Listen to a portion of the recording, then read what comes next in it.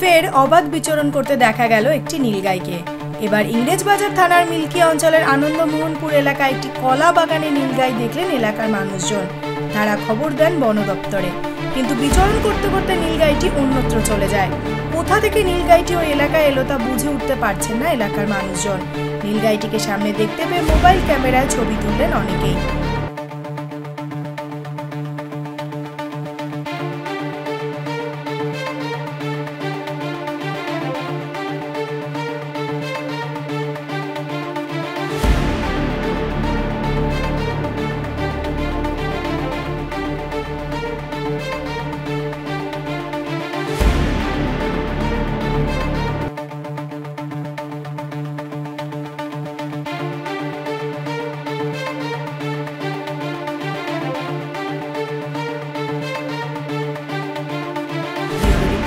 বঙ্গের খবর।